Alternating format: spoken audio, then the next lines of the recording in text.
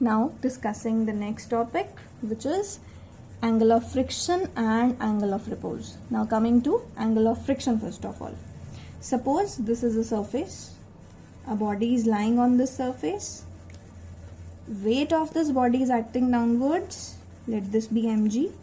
Normal reaction provided by the ground is capital R. R is normal reaction here. We have applied a force F on the body. We have applied a force P rather on the body. This is external force. External force applied. Or rather you can just write it applied force. Then the friction will be in backward direction. Friction will be here. Now friction and normal reaction are two forces. If we would like to add them, so we will complete a parallelogram out of them. And the resultant of this parallelogram is the diagonal of this resultant. Diagonal of this parallelogram, rather, it will be the resultant. So actually what is angle of friction? This theta is called as angle of friction. We are symbolizing it by theta. We can have another symbol for it also, meaning it is not the patent symbol rather, so it is the symbol. So how can I define angle of friction? I'll say angle of friction is defined as, seriously I'll be telling that it is the angle between resultant and normal reaction. So but in definition we would have to write it completely. That is defined as the angle made between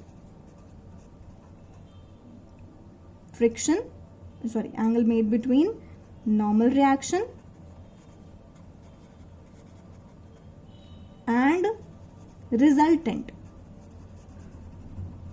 Now carry forward with the next line. Resultant of what? Resultant of friction and normal reaction.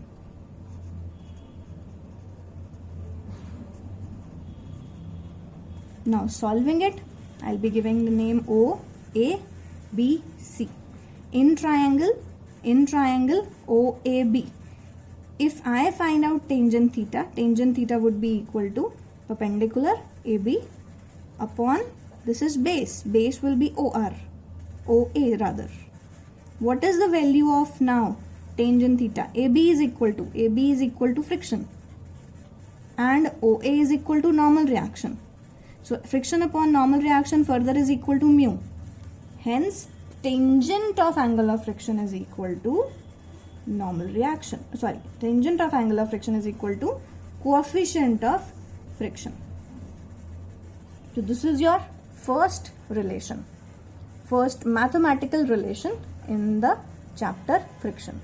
Now coming to angle of repose.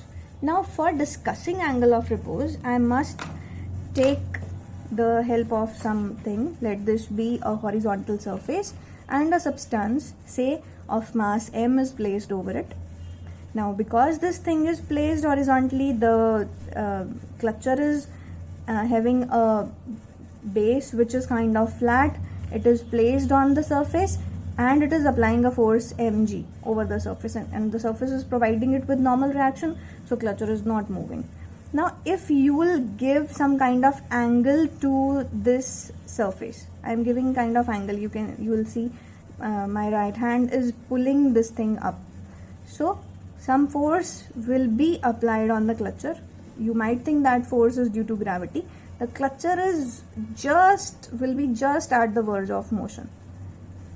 It is not moving now. It was just at the verge of motion. So what was the angle? Angle was the plane was making some angle with the horizontal surface at which the substance placed on the surface just tends to move. Suppose a body mg, suppose a body m, mass of this body is m, it is of weight mg, weight always acts normally downwards. Now for this particular diagram, you must learn this diagram because it will be there in many of the topics after this one, right? Weight will be acting downwards, meaning perpendicular to the horizontal surface. Now normal reaction is provided by the plane, so plane is this, so normal reaction will be this one.